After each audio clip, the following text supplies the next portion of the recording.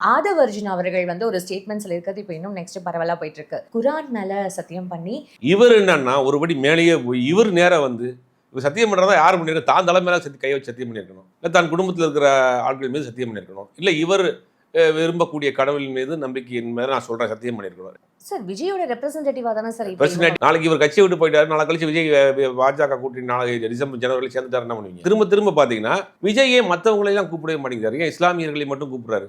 சிறுபான்மை வாக்குகள், தலித் வாக்குகள், இந்த வாக்குகளை குறிவைத்து, அதுவும் முதல் தலைமுறை வாக்குகளை குறிவைத்து அந்த வாக்குகளை வாங்கணுங்கிறதா இவர்களுக்கு கொடுக்கப்பட்ட அஜெண்டா. விஜய் மீண்டும் மீண்டும் அவர் பிஜேபியின் பி டீம் அப்படிங்கிறத உறுதிட்டே இருக்காரு. விஜய்க்கு அரசியல் கட்சி ஆரம்பிக்கக்கூடிய அளவுக்கு விஜய்க்கு அந்த பொறுமையோ ஆற்றலோ திறமையோ கிடையாது. விஜயினுடைய பர்சனலான கேரக்டர் பலருக்கும் தெரிஞ்சிருக்கும். அவர் ரொம்ப ஒரு ஷையான ஒரு சாஃப்டான ஒரு கேரக்டர், தனிமையை விரும்பக்கூடிய கேரக்டர், அரசியலுக்கு அது ஒரு அன்ஃபிட்டான ஒரு கேரக்டர்.